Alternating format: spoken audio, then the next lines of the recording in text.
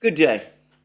Today, 19th August 2023, we edge still closer to the day or the time when the Ukrainian offensive either runs out of steam because of lack of manpower or ammunition, or alternatively, the point where further offensive operations, at least in southeastern Ukraine, start to become extremely difficult because of the autumn rains and the wet weather and the muddy conditions in the steppe lands of this region.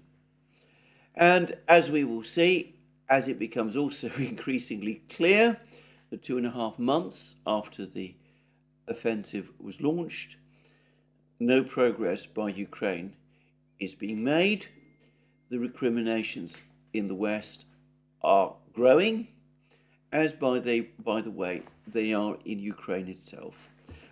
Discuss the question of the recriminations later in this program, but first I'm going to do what I typically do, which is that I'm going to discuss briefly or provide a brief roundup of the situation on the battlefields. Well, the first thing to say is that over the course of the last couple of hours, perhaps alarmed by some of the comments that have been coming out in the West, in the Western media, the criticisms that are now being made of the Ukrainians, President Zelensky's government has been circulating stories that the Battle of Tokmak, the town well to the south of the Surovik, the first fortifications of the Surovikin line, well to the south of Rabotino, that the Battle of Tokmak has begun and that the Ukrainian forces have actually reached Tokmak.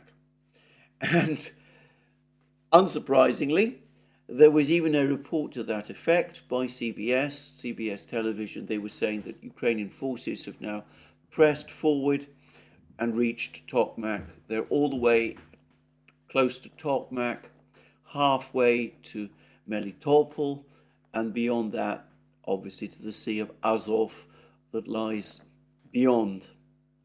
Well, unfortunately, these claims that the Battle of Tokmak has begun and that the Ukrainian forces have broken through, have reached, in other words, finally the Surovikin line, they've come up against the great defense barriers that have been created by the Russians that constitute the Surovikin line, that they've broken through the Surovikin line, that they've advanced all the way to Tokmak itself. Unfortunately, for CBS, none of that is true. Reports continue that fighting continues for Rabotino, this village which the Ukrainians have been trying to capture since the first clashes in June, a village which I suspect the Ukrainians expected that they would capture during the first clashes in June. Anyway, the fighting there continues, and apparently this fighting now involves infantry by the 82nd Air Assault Brigade, Airborne Brigade of the Ukrainian Army, the one elite brigade left over from the 9 brigades that were trained by the West, by the Western powers, and that this attack is now being conducted by the soldiers of that brigade. And we've had a Russian account of the fighting for Rabotino, and it's been provided by the Russian Ministry of Defense, and it says the following: in Zaporozhye direction, Russian forces, aviation and artillery repelled an attack launched by units of the 82nd Air Assault Brigade of the Ukrainian Army's Strategic Reserve close to Rabotino. Up to 190 Ukrainian troops, 1 armoured fighting vehicle, 2 motor vehicles, 2 Polish-made Crab self-propelled systems, as well as 1 US-made M119 howitzer have been eliminated. So this is consistent with other reports that appear to be coming from this area, that the Ukrainian forces, the forces of the 82nd Air Assault Brigade did indeed reach Rabotino. They tried to consolidate their positions in the northern tip of this particular village. The fighting, however, was intense, and eventually the Ukrainians were driven back. It could be the case, it might be the case. This, of course, all depends on Russian reports. It might be the case that there are still some Ukrainian troops from this supposedly elite brigade still holding on in some of the badly damaged buildings of this small village. Now, here it might be worth making a few points about what the Russian Ministry of Defense tells us. Firstly, it says that up to 190 Ukrainian troops were eliminated. We don't always know what that means, whether they've been killed and wounded or just killed. For the record, I still think it means killed and wounded. However, 190 troops out of a brigade which, according to Western sources, numbers 2,000 men in total. That's around 10% of the entire complement of the brigade. That's 10% of this elite brigade lost, according to the Russians, on the first day of its attack, which was unsuccessful. Note also an interesting fact about this report from the Russian Ministry of Defense. They say that 190 Ukrainian troops were eliminated, but the number of armoured vehicles that were destroyed as part of this attack is very limited. 1 armoured fighting vehicle, 2 motor vehicles, which sounds like they're not armoured vehicles. They sound more like trucks of some kind, or perhaps all-terrain vehicles, Humvees or something of that kind. And alongside that, a number of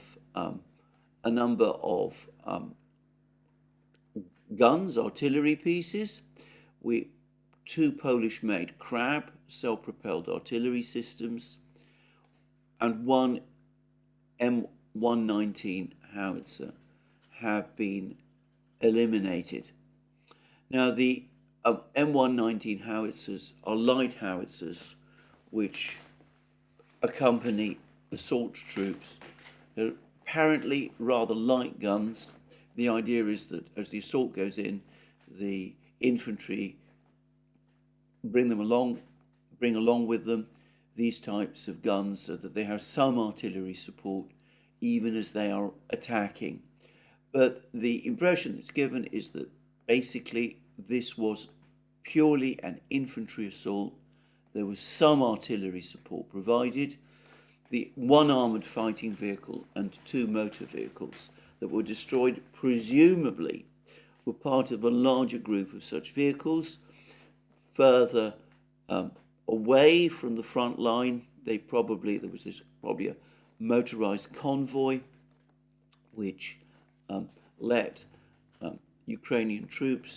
brought these Ukrainian troops from the 82nd Brigade to an area close to the front line.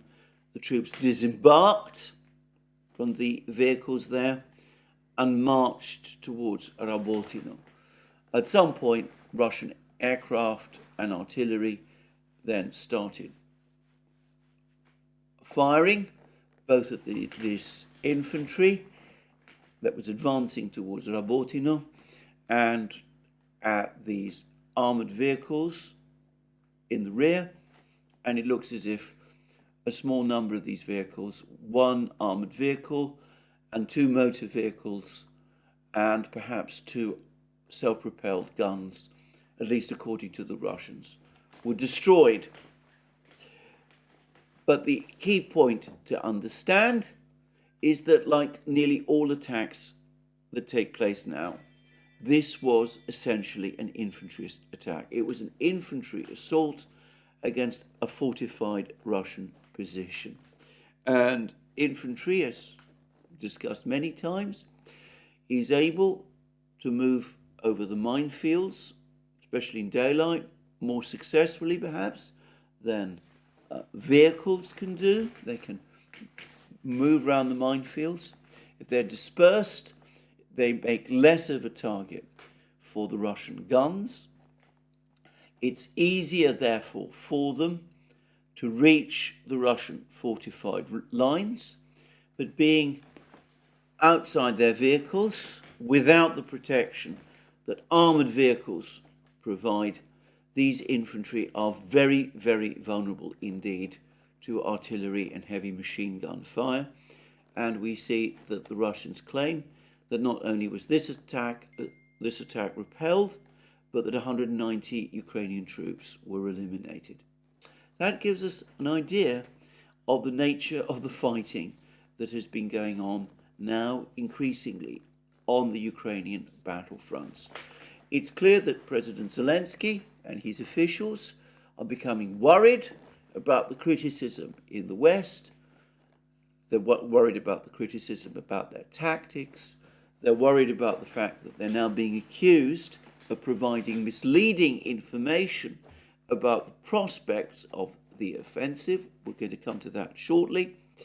So they are now putting even greater pressure on their military commanders to launch these kind of frontal assaults in the hope that one will break through. And they're trying to calm nerves in the West by spreading stories that, in fact, if they haven't yet broken through, they very soon will, and they'll be able soon to march on towards Tokmak and before long to Melitopol and to the Sea of Azov.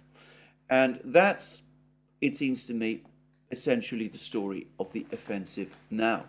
I would add that if President Zelensky feels himself to be under pressure, and an infallible sign that he does is, by the way, shown by the fact that he's again left Ukraine. He's currently on a trip to Sweden. He's meeting the Swedish government there. He's apparently holding out for Gripen fighter jets to be supplied to Ukraine by Sweden. Even if these jets were supplied, which they might be, it would take months, perhaps even years, for Ukrainian pilots to be trained to the level necessary to operate these advanced fighters effectively. But anyway, he's gone to Sweden. I suspect the Gripen story is partly intended to rationalize the fact that he is no longer in Ukraine. The fact, as I said, that he's left Ukraine, that he's gone to Sweden, is a very strong sign indeed that he feels that the pressure on him in Kiev is increasing, and his response whenever that happens is to absent himself from the scene. I would add that it is not only President Zelensky who will be feeling the heat, as we will see. Others who are now coming in for criticism include General Zaluzhny, the overall commander of the Ukrainian armed forces, who very clearly now is being set up as the scapegoat in the event that the offensive fails, at least the scapegoat in the West if the offensive fails, and also Kirill Budanov, the chief of military intelligence, Ukraine's chief of military intelligence. Zaluzhny is being criticized because he elected to go forward with this offensive and gave the West the impression that all he needed were more tanks and infantry fighting vehicles and guns, or that was what he was saying that he needed in that interview he gave to The Economist last year. It turns out that he needed an awful lot more, and even with that more, the targets, the objectives he set might still have been unachievable. But anyway, there's growing criticism of Zaluzhny, and he presumably also feels under pressure and is therefore trying to press his forces forward towards places like Rabotino as well, in order to rescue what remains of his reputation.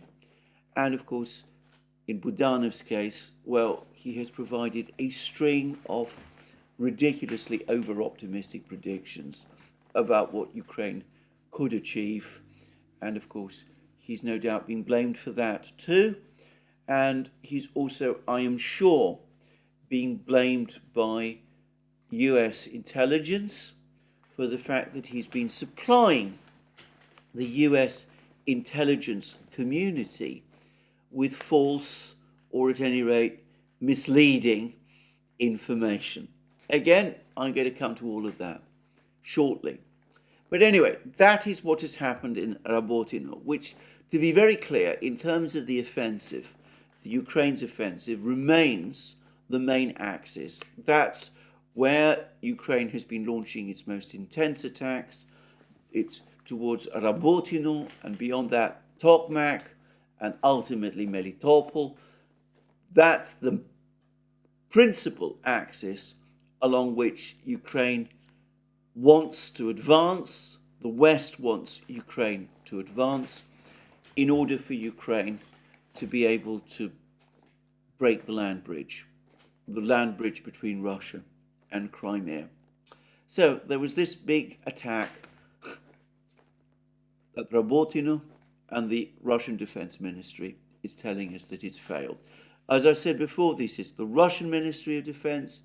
There may be other things going on that we're not completely sure about. I've seen some reports, including one from Boris Rogin, the Russian military commentator.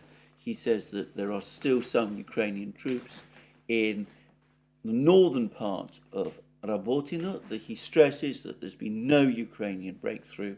He too considers that the attack has been repelled. Anyway, there may be nuances to all of this, but so far the Ukrainians are still bogged down trying to capture Rabotino. Reports in the United States, in Ukraine, that the Ukrainians have reached Tokmak are simply untrue. What has been happening elsewhere?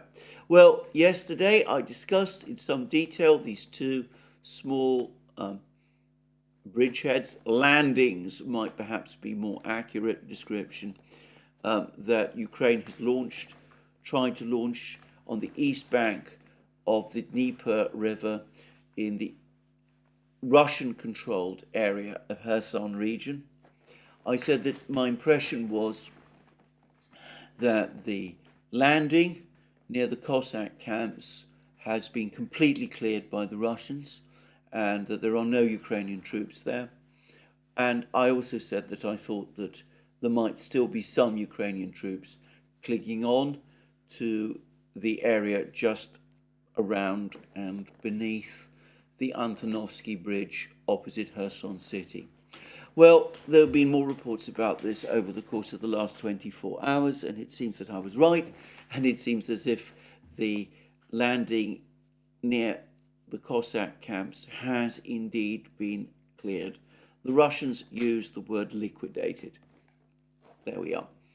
And elsewhere, there's been very, very heavy fighting again, both in the Vremevka salient area and in the Bakhmut area. These are the two other points where Ukraine has been trying to conduct further advances. And there have been some rather passionate reports about what's been going on in the Vremevka salient area near Staromayorsk and Urozhainoye from the Russian side. There's talk about very heavy artillery exchanges by both sides, continuous Ukrainian attacks, that kind of thing. But the overall sense that I'm getting from all of these reports is that, yet again, in this area, the Ukrainians are once more at a complete standstill. They managed to push the Russians out of Staromayorsk. They managed to push the Russians out of Urozhainoye, but they're not advancing beyond those villages, and their attempts to advance beyond these two villages are causing them to suffer very heavy losses. Indeed, it seems that they do not control the entirety of these villages.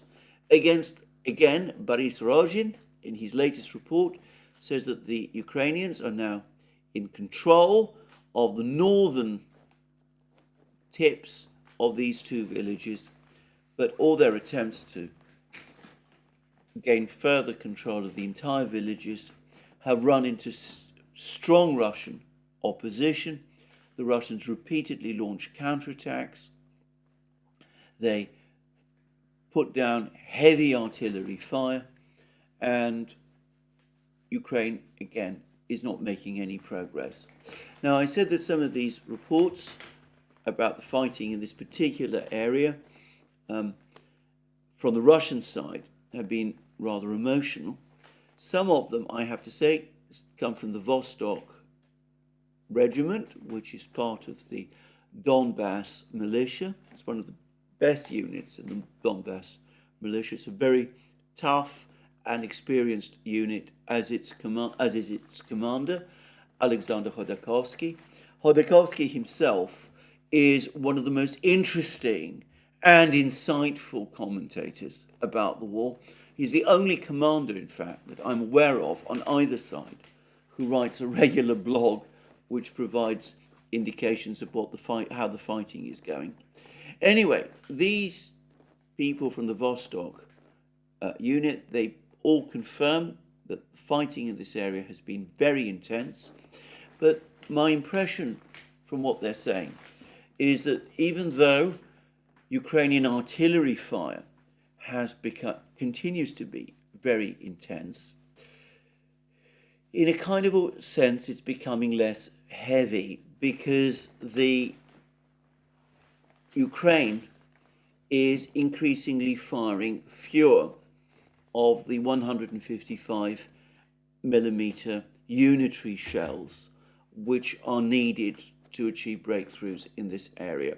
The reports that I'm seeing are not wholly clear, but they talk about Ukraine launching all kinds of things, not quite clear what sort of things, including things these Vostok fighters have never seen before, but they are not as effective, whatever these things are, as the unitary shells that Ukraine had been launching previously. And again, it's not difficult to piece together what is being meant here. What they're basically saying is that Ukraine is increasingly using cluster munitions instead of unitary shells. The implication is that they're running low on unitary 155 millimeter shells, and that the cluster munitions, as so many people have discussed until right up to recently, people like Daniel Davis, Scott Ritter, Douglas McGregor, Brian Beletic, all of these ex-military people, these cluster munitions that the United States has been supplying in place of the unitary shells are less effective, much less effective in this sort of war than the unitary shells were. And again, all of these Russian reports, whilst acknowledging that the Russians have suffered significant losses themselves in this area, also speak of very heavy losses indeed being incurred by soldiers on the Ukrainian side, much heavier than those that the Russians have suffered. And again, there's some suggestions, one gets a sense that there's some suggestions that Ukraine's offensive operations in this area are starting to slacken because as a result of these losses, Ukraine lacks the men, lacks the complete brigades that it needs to continue to push through. Anyway, that's what's apparently going on the Vremivka salient area. And then further north in the Bakhmut area, I said a couple of programs ago that it looked as if the Ukrainian offensive in the Bakhmut area has run out of steam. Well, the Ukrainians have indeed apparently been pushed back significantly away from Klesheyevka, the village they've been trying to capture ever since they went on the counterattack in this area at the start of May. But it seems that over the last 24 hours, they've attempted a new attack towards Klesheyevka. Ramzan Kadyrov, who is the head of the Chechen government within the Russian Federation and the effective overall commander of the Chechen forces, who are playing a key role in defending Klesheyevka. He's just issued a report which says that the Russian front lines in this area are holding, that all the Ukrainian attacks have been repulsed, and that Ukraine is making no progress. And this claim by Kadyrov is consistent with everything else that I'm reading in every other report of the fighting that is taking place there. I would say Chechen fighters are some of the toughest and most experienced fighters in the Russian military, and their arrival in the Bakhmut area appears to have had a very significant effect in stabilizing the situation on the southern flanks in the Bakhmut area, southern flanks of the Russian positions southwest of Artyomovsk, formerly, of course, Bakhmut city. So that's the situation in terms of Ukraine's offensive.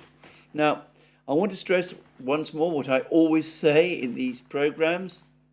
I'm giving you the information as up to date as of the time of the making of this program, with the heat on, with people in the West looking for scapegoats, criticizing Zelensky himself, criticizing Zaluzhny and Budanov.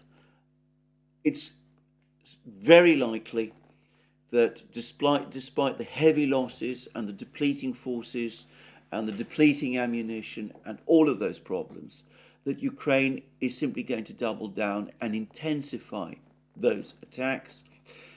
As I said, the pressure on Ukrainian political and military leaders to achieve some kind of breakthrough this summer is intense. And so it's possible that at some point, perhaps in the next few hours or days, the Ukrainians will achieve some kind of, well, what they can call a breakthrough somewhere. And of course, that might happen in the hours after this program. It's most unlikely, in my opinion, that any such breakthrough, if it happens at all, will be of anything more than limited significance. But obviously, if it happens after I've made this program, but before this program is broadcast, well, I'm afraid that's unfortunate, but I'll have to cover that issue, whatever it is that has happened, in my next program. In the meantime, the Russian offensive further north goes on. Now, I've had some pushback from people over my renaming the town I've been calling Kupiansk. I've been told by some people from eastern Ukraine that Kupiansk is in fact the Ukrainian pronunciation of the name for this city. They're not happy that I'm using it. Apparently none of the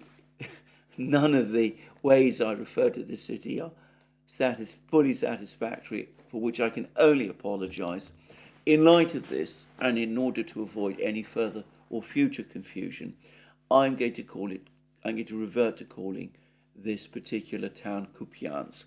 I think everybody that way knows which place I am referring to. Anyway, the Russian offensive in and around Kupiansk, and the words in and around are important because the Russians aren't aiming directly for this town. They're pushing forces all around it. They seem to be aiming for some kind of envelopment, and they're advancing on a broad flank. Anyway, the offensive continues. We're getting more reports of more Ukrainian fortified positions being captured. We're told that the number of settlements, villages, small towns, hamlets, that kind of thing, in Kharkiv region, which the Russians control, that has increased now to 33. And we are also told by Boris Rogin again that Russian advances in this northern offensive, which, to be clear, does not just include the area around Kupiansk itself, but also other places further to the south, in the Kremenaya Svatovo area, in the Liman area, where various Russian military units are gradually pushing forward. Anyway, Boris Rogin says that on average the Russians manage to advance by 1.5 to 1 kilometers a day. So that is a significant pace of advance on a fairly broad front, perhaps not dramatic. We're certainly not talking about any kind of blitzkrieg or anything like that, but it is an advance nonetheless. And Boris Rogin, accurate reporter of the war as he is, tells us, as I said, that it is taking place every day. So we can see that the situation on the northern fronts continues to deteriorate sharply for Ukraine. And I would add that the Russian Defense Ministry tells us about Ukrainian counterattacks in this area to try to push back the Russian forces, to stop the advance of the Russian offensive. But in every case, these attacks are repelled by a Russian military advance that appears to be very powerful. This is what the Russian Defense Ministry says about this whole situation. It says this: in Kupiansk direction, the Zapad, that's to say the Western group of forces, repelled 4 attacks and counterattacks of assault detachments of the 14th, 32nd, 44th Mechanized and 95th Air Assault Brigades of the Armed Forces of Ukraine, close to Novosyolovskoye. That's a village that the Russians, a fortified village that the Russians captured about 2 weeks ago. Sinkova, a village which they're still trying to capture, but of which apparently they now control part. And Urochishche Mankovka, a place which I've never heard of before, and I don't know where that is. And the Defense Ministry says that over 130 Ukrainian troops, 2 armoured fighting vehicles, 3 motor vehicles, 2 US-made M109 Paladin self-propelled artillery systems have been eliminated in this direction over the course of the last 24 hours. So, the Russians advance, the Ukrainians counterattack, the Russians repel the counterattacks and continue to advance. That is the story on the northern front lines. Now, the British Ministry of Defence has published what I would say is one of its most interesting bulletins of the war. Now, until very recently, the British Ministry of Defence has been talking up every single move that Ukraine makes. It's been scathing about Russian military performance. It's been criticising Russian tactics, leadership, organization, equipment, and of course it has also been talking up the prospects of the offensive. And its latest bulletin, actually, in light of all of that, makes very interesting reading. It says, over the last week, most of the front line has remained static. However, in the south, Ukrainian forces have continued their advance along the course of the Mercouris River, securing the village of Overhyped in the face of stiff Russian resistance. They managed to capture one village, and of course the Russians actually dispute the fact that Overhyped is indeed captured by Ukraine, even though that is what the Ukrainians say. And then it goes on to say, in the north, Russian forces have continued probing attacks in the Kupiansk area, but achieved no significant advances. And then the third paragraph, across the front, both sides confront a similar challenge, attempting to defeat well-entrenched forces whilst having limited, uncommitted forces to open new assaults.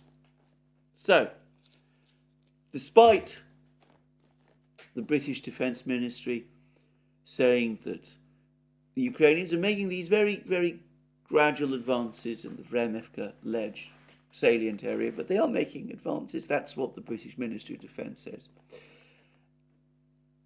Despite these minor advances there, they discount completely Russian advances in the Kupiansk area, but they admit that Ukraine's offensive is in effect at a standstill.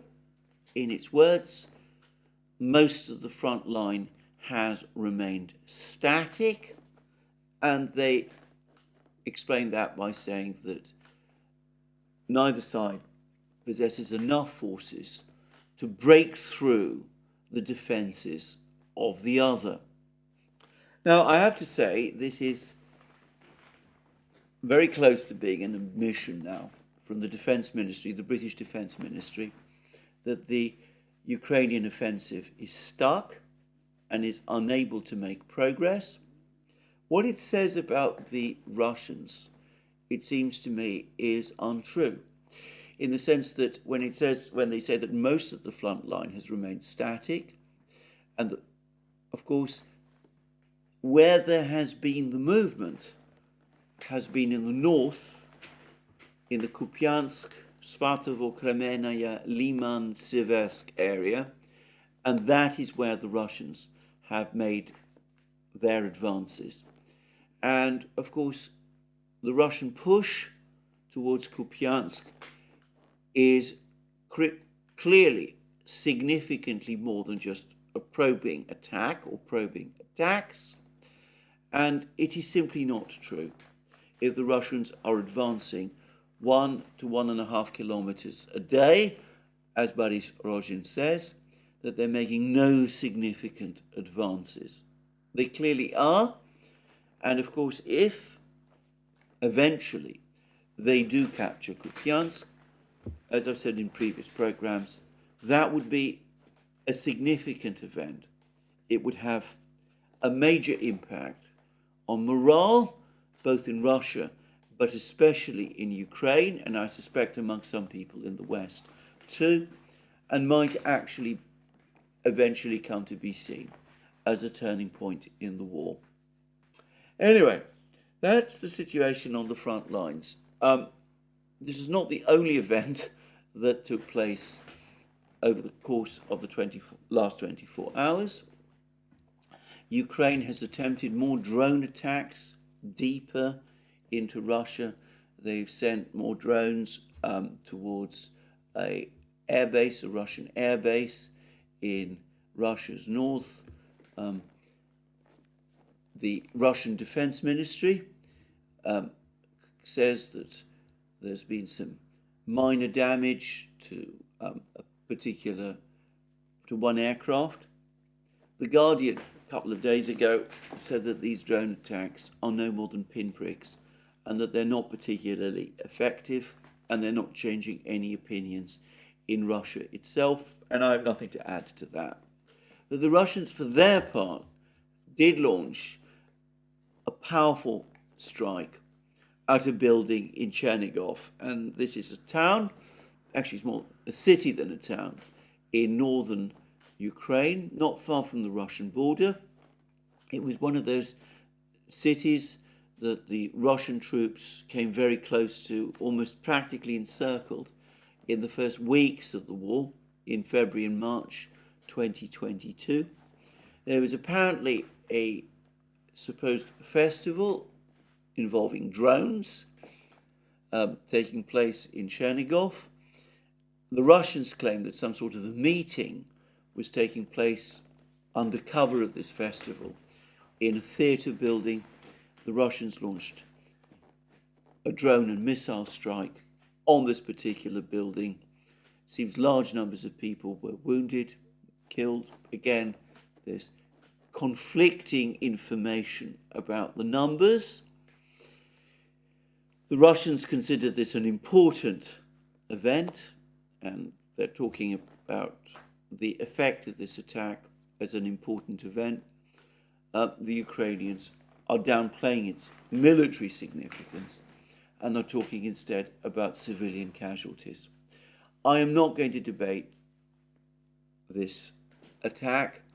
I have no way of knowing, one way or the other, what exactly did take place, but I will repeat my long-standing point that I cannot see any logic or purpose in the Russians attacking a civilian building occupied by civilians. I don't see what the purpose of such an attack would be. So I suspect that the Russians did gain intelligence that there was some kind of secret meeting taking place in Chernigov, though why such a meeting would take place in a city so close to the Russian border and therefore easily targeted, I'm not going to try and guess. But anyway, I suspect the Russians did get that intelligence. They did launch a drone and missile strike on the basis of that intelligence.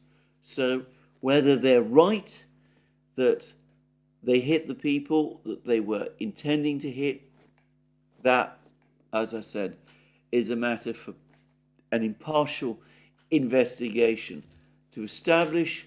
Such an impartial investigation will, of course, never take place. So that's what I'm going to say about the situation on the battlefield. Now, I'm going to first turn to a number of other things that have been fairly interesting about this conflict. Firstly, we learned from the New York Times that the United States intelligence agencies have been providing updated figures for the total losses on each side. And they claim that Russian losses have been somewhere in the region of 300,000 men, and Ukrainian losses have been somewhere in the region of 200,000 men. Now, of those, they estimate that 120,000 Russian soldiers have been killed, and they estimate also that something like 70,000 Ukrainian soldiers have been killed. Now, that means that more Russians have been killed than Ukrainians. And of course, that is very much the orthodoxy in the West. These, however, nonetheless are much higher figures for Ukrainian losses than Ukraine itself has ever acknowledged. And I think that's the first thing to say about these particular numbers. Now, what are we to make of these figures? Firstly, the US is itself acknowledging that they're spending much more time trying to calculate Russian losses than they are trying to calculate Ukrainian losses. Now, a couple of days ago, I did a program in which I said that I found the methodology used by Mediazona and the BBC in calculating Russian losses to be sound, using open source information to try to track down reports of deaths, obituaries, funerals, that kind of thing, and collate it all together. And I said I did think that gave us a good ballpark figure for the totality of Russian fatalities in the war. But I also said that though I could understand why Media Zona was focusing on Russian casualties, it seemed to me most misleading and in danger of giving a distorted picture of the state of the war for the BBC not to find a partner organisation who would be able to conduct a similar exercise to determine Ukrainian losses. If Ukrainian losses calculated on this methodology are higher than Russian, then that is a very important fact which might influence future decisions about the war, and by withholding it, the BBC is acting in a way which, in my opinion, is inconsistent with its duty of impartiality, its legal duty of impartiality, and its obligation to provide a complete picture of the war. Now, I'm going to say exactly the same thing about these US figures. I'm going to say straight away that I think the estimates of Russian losses are far too high. They are multiples greater than those established by Media Zona and the BBC, and indeed other sources as well.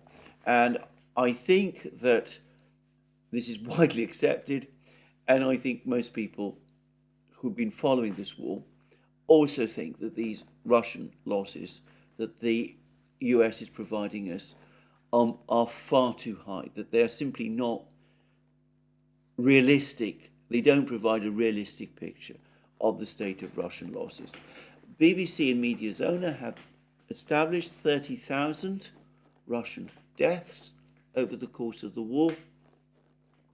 They've guesstimated, they've extrapolated a total figure of 43,000 Russian deaths as a result of this war. That might be true, might be a bit too high, but it's a vast leap to go from that figure of 43,000 to the 120,000 that the United States is talking about. The point is that the United States doesn't have to guess Ukrainian figures. They can come to the Ukrainian authorities and they can demand not just ballpark figures from the Ukrainians, which apparently they have been getting and which I think are highly misleading, but they can carry out detailed investigations themselves, and they can press the Ukrainians to provide them with that information, and that information, together with the US intelligence community's proper investigation of this question of Ukrainian losses, ought to provide us with a, I'm going to guess, pretty reliable figure for the totality of Ukrainian losses. And I would have thought that this was an overriding and absolute priority, given that Ukraine is the country, is the side that the United States is supporting. It is, after all, to Ukraine that the United States is giving money, weapons, training, tactical advice, intelligence, all of those sort of things. If, despite all of that, the Ukrainian army is dying in the fields and its ability to sustain the war is limited, then that is a matter which should be of the greatest importance to the United States. So I read with bafflement the American admission that they're spending much more time trying to establish Russian losses than Ukrainian losses. It surely ought to be the other way round. Not only can they get a much more accurate figure for Ukrainian losses, it is Ukrainian losses which logically matter more for the United States. Now, the fact that the United States isn't doing that they're instead making, I think, wild guesses about the state of Russian losses and inflating them in this sort of way, I think it tells us a great deal about the way in which the US administration is managing this war. Firstly, it remains above all a public relations exercise. So you have to claim that Russia is suffering enormous losses, which is what this report does. And the second is that, of course, the war has been justified as an exercise in weakening Russia and claiming that you've achieved in a year and a half of fighting 120,000 Russian deaths. Well, it might be a repulsive thing to do, but one can see why it might facilitate your narrative that you are weakening Russia. Now, as I said, this is not, to my mind, the proper use of intelligence. I would say that even the US accepts that Russia, with a much bigger population than Ukraine, with much greater economic resources, much greater facilities to build up armaments, it nonetheless is able to absorb higher losses than Ukraine can do, and is able to take those losses and still press on and ultimately win the war. So there is that admission. But putting all that aside, I still find the whole approach taken here to this whole vexed subject of losses a bizarre one, especially given, as I said, that the figure that really matters, or ought to really matter, for the United States, which is the level of Ukrainian losses, is one that the United States can find.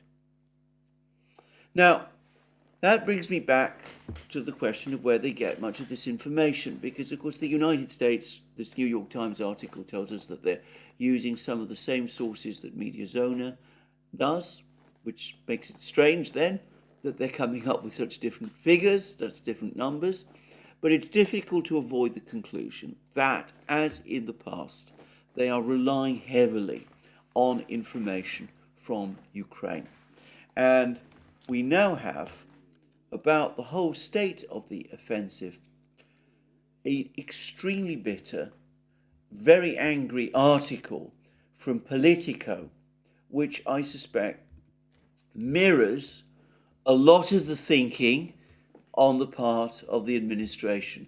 Politico, Axios, these sort of places are often used, I've noticed, by the administration to explain why, to explain the administration's policies and views. And the article says, as Ukraine counteroffensive, its title is Ukraine counteroffensive gets bogged down. I used the expression bogged down weeks ago. Interesting to see Politico use it. It's back to the drawing board. And there's a feeling we're back in a war of attrition that risks stretching the patience of impatient allies who only have themselves to blame for the slow progress. Notice that last word, that last sentence.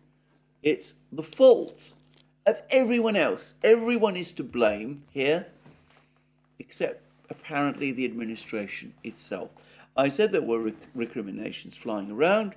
I said that there was a blame game underway. Well, we can see it. And let's go on and read a little more. Expectations for Ukraine's counteroffensive were too high from the start. Whose expectations? Not my expectations. Record of what I've been saying on this channel is there for anyone to see. not my colleague Alex Christofori's expectations. You can see all that he said on his channel and what we've been saying on the Duran for weeks, months now. Brian Beletic, Douglas McGregor, Scott Ritter, all sorts of other people have been warning and saying the same thing. You'll find lots of commentaries in independent media warning about the fact that the expectations were too high. And it goes on to say that, it then goes on to quote the article, goes on to quote Edward Luttwak as saying that the Ukraine war has entered its grin and bear it period. Grin and bear it? Why grin and bear it? What is there to grin about when hundreds of thousands of people, according to Americans' own estimates, are dying? What is there to grin, and who's bearing it? Who exactly is bearing all these losses? But anyway, it's grin and bear it period as it fights a great power that tried and failed to conquer it in a week last February, and which is now organized for protracted war. So note the admission, Russia is a great power and it's now organized for a protracted war. And then we read that Ukrainian officials blame their counterparts in allied governments for much of the over-optimism surrounding the offensive, as well as an over-enthusiastic Western media that mistakes wishful thinking for clear-eyed analysis all too often, conjuring up the idea of demoralized, badly led Russian soldiers quickly turning tail.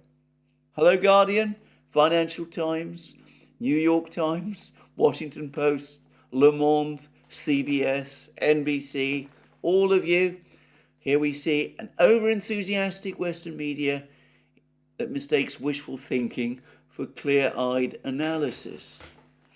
Well, here on independent media we get criticised for many things.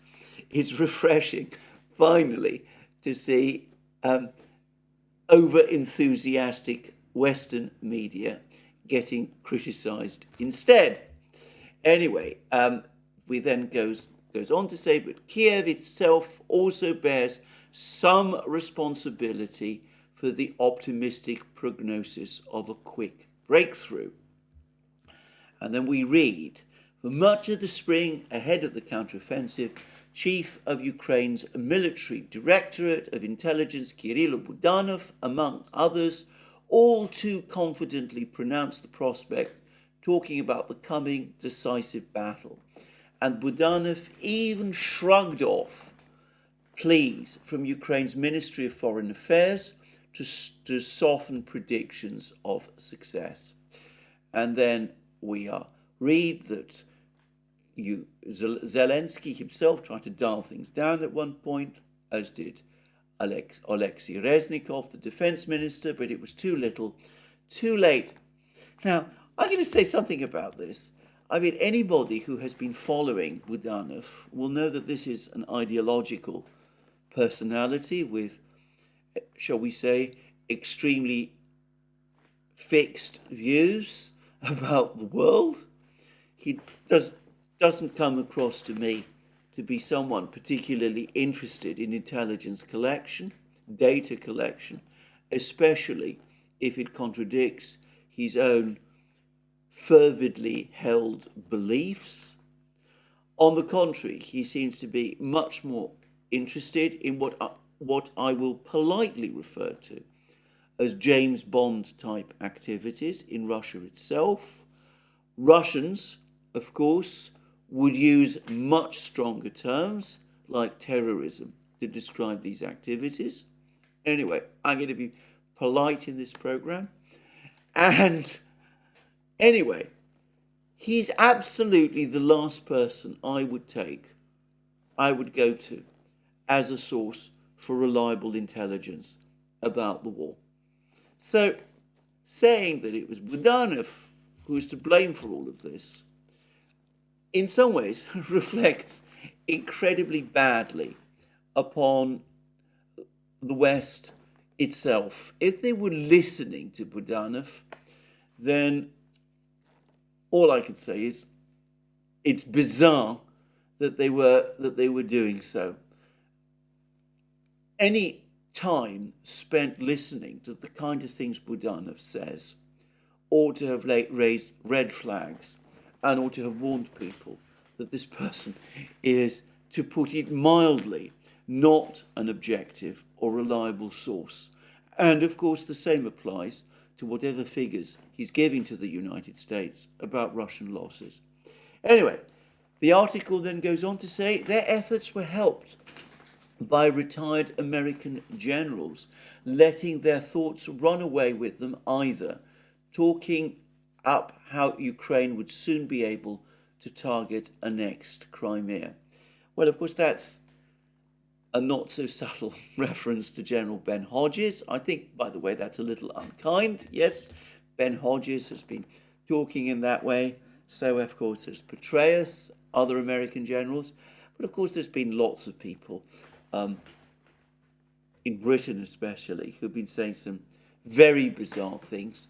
Why signal out people like Ben Hodges and Petraeus? Why not include others, all sorts of people in Britain as well? Hamish de Breton Gordon, for example, just coming up with one particular name. And I mention Britain because, of course, further on, the article, the Politico article, does say that there were some warnings given, and it mentions in particular a piece by Jack Watlin and Nick Reynolds of Britain's Royal United Services Institute, who discussed Russia's steep learning curve, improved infantry tactics, improved artillery targeting, etc. And by the way, I discussed that report, that series of reports from the Royal United Services Institute, RUSI, in earlier programs.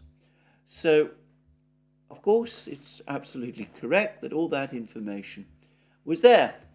And the article then goes on to say now Ukraine now has little time to engineer a breakthrough Russian defensive lines, which in some places are 30 kilometers deep, and then fully capitalize on any major breach before the weather turns again in a couple of months. But so far, after weeks, 2.5 months, by the way, of fighting, they have only made inroads of around a few kilometers in key places. The first phase of the counteroffensive saw substantial losses in terms of Western supplied equipment, armor, and the second phase of using infantry to try and find ways through hasn't met with significant success either. And then there's claims about how morale in Ukraine remains high, claim directly contradicted by reports from the ground, including one in the Washington Post, which I spoke about recently, which spoke instead of a darkening mood in Ukraine. There's references to the Bundeswehr criticism of the conduct of the war.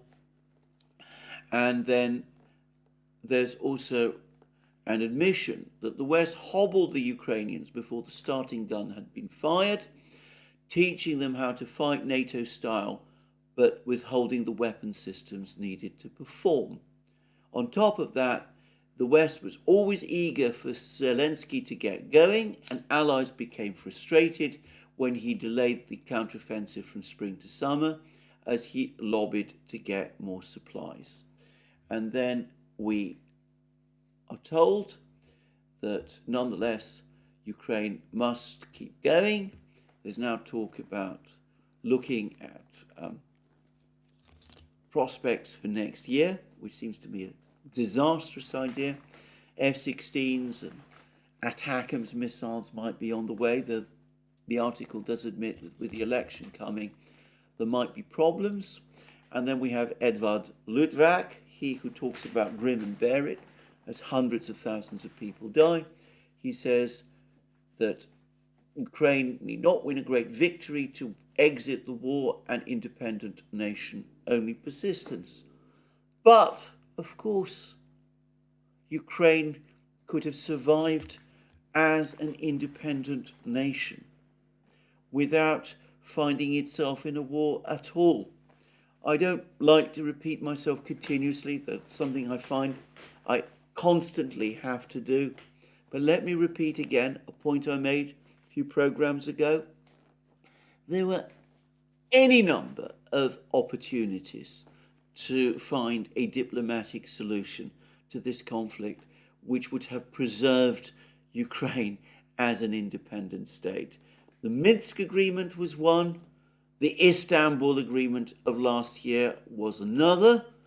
And both Ukraine and the West, and in the case of Ukraine, Ukraine with the encouragement of and support of the West, turned them all down. Anyway, so here we see everyone's to blame.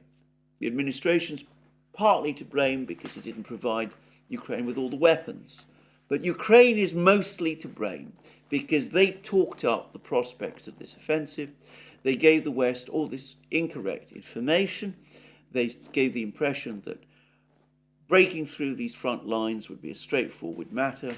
Budanov is to blame because, well, he gave all that misleading information. And, of course, the media is to blame. The Western media is to blame because they engaged in wishful thinking instead of cold-eyed analysis. And retired generals, Ben Hodges, Petraeus, if you like, people in Britain as well, ex-army officers in Britain, well, they're to blame too. But of course, all of those people, the media in the West, Ben Hodges, Petraeus, the others, ultimately, they're taking their cue from Ukraine. So ultimately, the fault is with Ukraine. It was Ukraine that talked up the prospect of the offensive. It was Ukraine that got the West to disgorge all those tens of billions of dollars, hundreds of billions of dollars of military equipment, the Leopard 2s, the Challenger 2s, the Bradleys, the Strykers, the Marders, all of those things to support the offensive on the basis that the offensive had some prospect of success. As I pointed out again, many times, General Zaluzhny, in his article, in his interview with The Economist, didn't say that he needed ATACMS missiles and fighter jets for the offensive to succeed. He only spoke about tanks, infantry fighting vehicles, and guns, and that's what he got. And now he's turned around and says that it's failed or is failing, and the reason why it's failing is because he didn't get the fighter jets and the missiles, which he didn't originally ask for. So one can see that there is an element of truth in all of this. And I would say, alongside Budanov, clearly Zaluzhny is indeed, to a very great extent, responsible for what is taking place. Now, I've had a very, very interesting email from a former NATO official, somebody who's corresponded with me in the past. I have to be particularly careful because not only is this a private email, but I'm especially concerned not to disclose any information about this person at all. But briefly, what he has told me is that some of the criticism of Zaluzhny is eminently justified.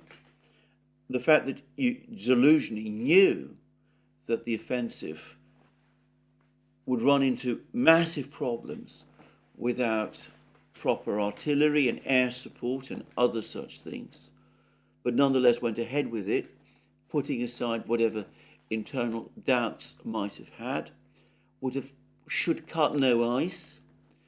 Any NATO officer would indeed have refused to conduct an offensive in these kind of circumstances. And indeed, a NATO officer who had behaved in this fashion, who had acted in this manner, would most probably face court-martial. So that's from somebody who's worked within NATO, and that's about Zaluzhny. And by the way, that is, I find, a particularly interesting comment, given the way that throughout last year and much of this year, Zaluzhny has been built up in the West as this Napoleonic figure that was supposedly leading Ukraine to victory. Now we get the sense that the scales have fallen from people's eyes, not, by the way, from this NATO official. He's never been swept along by these illusions about Zaluzhny, but some people in the West have now understood that far from being Napoleon, this man is a hollow Caesar. Now, thing to understand, to say about this, however, is that this, again, is something that should have been obvious from fairly early on. Now, I'm not a military person at all, as I said many times, but I've always myself questioned the integrity and ability of a general who constantly leaks to the Ukrainian media stories about how he disapproves of various plans that Zelensky and his team have hatched, and then carries on and carries all those schemes out. Yeah, that's never made any kind of sense to me. That seems to me a massive failure by a military officer. I would also point out that Zaluzhny himself is actually quite young, and he's about 50 years old, as I understand it, significantly younger than the people on the Russian side, and perhaps not very experienced or trained in commanding armies on the kind of scale that this war requires. He might have made perhaps a good regimental or even divisional commander, but he didn't seem to me to be the sort of person you would put in overall charge of a war. And by the way, I think he himself knows this. So that was clear to me, and I've sort of commented about this in a careful way in earlier programs. Why was it not clear to people like Milley and Ben Wallace and all those clever people in the West who were interacting with him? Anyway, that's what I would say about that.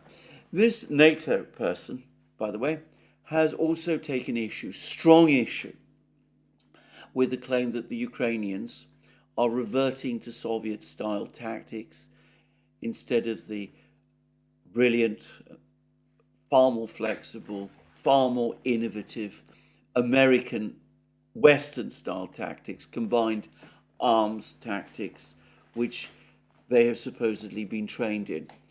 Now, Zaluzhny, so far as I know, has never served in the Soviet military in the first place.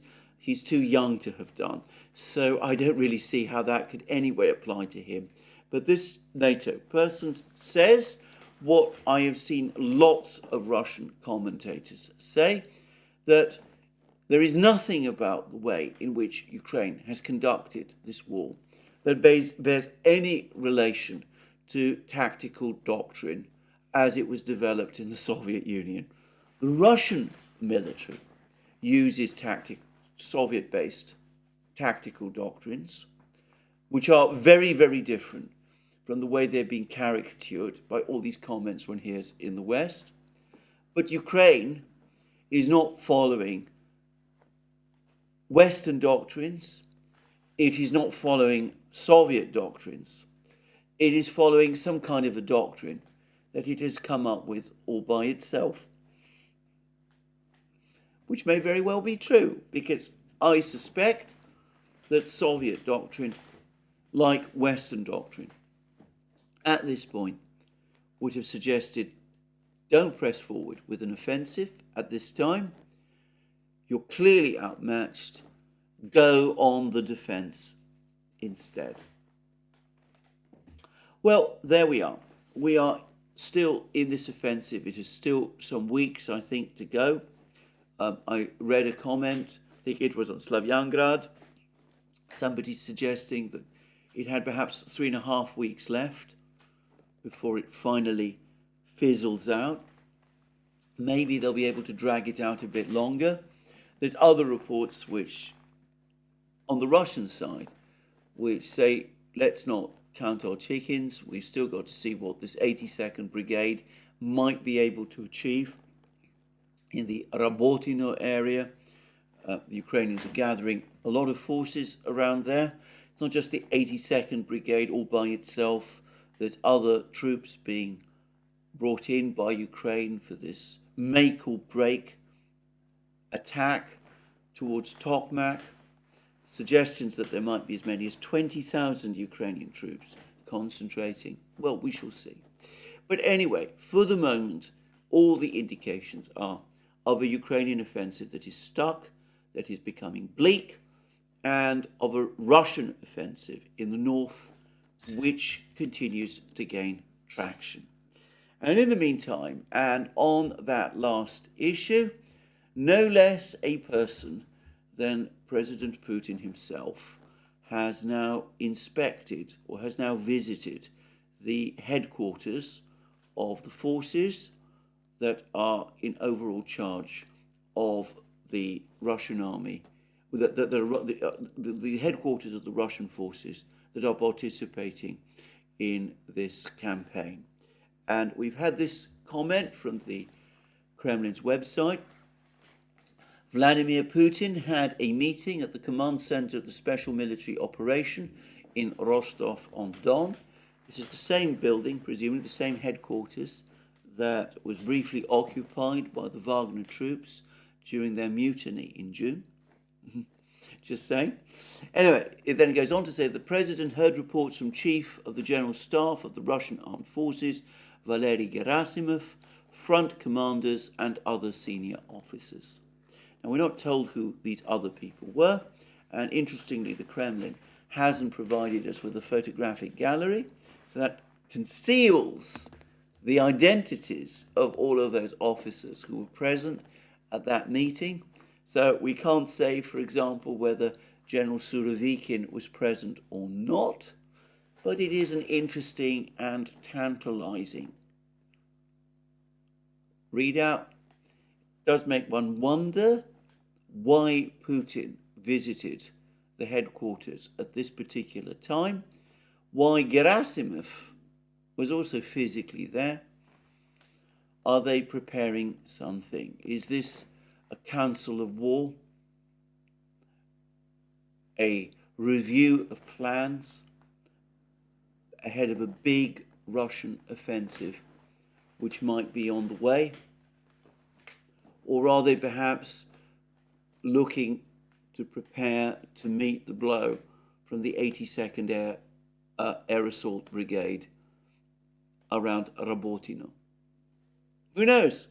But anyway, it's a tantalizing meeting. I think most plausibly it is about an offensive. I would have thought that if it were for any other reason, the Kremlin would not be publishing a readout like this. But as I said, it's a tantalizing report, and one which will have intelligence officers across the West scratching their head, trying to work out what is going to happen and what it means. Now, lots of other things going on in the world, and I'm going to have to come to them in my next program. ECOWAS now seems to be determined to press ahead with an intervention in Niger. There's been a report which suggests that France came very close to intervening itself, whilst the coup against the civilian President Bazoum, was underway, which is quite interesting. There's an ECOWAS delegation going to Niger. It looks as if they're going to give some kind of ultimatum to the Niger military. It seems that Mali and Burkina Faso have responded. by deploying fighter jets to Niger. This is all becoming a very tense and very dangerous situation in West Africa. Indeed, there's even one report from one ECOWAS official which says that ECOWAS has actually decided on the date of its intervention. Well, we will see what happens if the intervention comes. Obviously, it will be another big story. It's one that I will certainly be covering on this channel.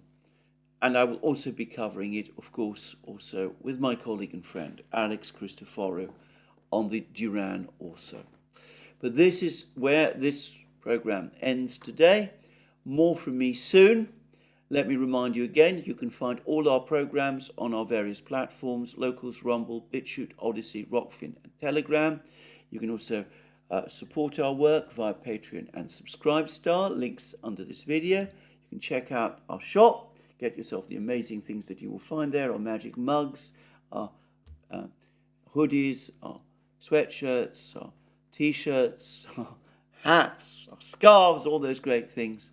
And last but not least, if you've liked this video, please remember to press the like button and to check your subscription to this channel.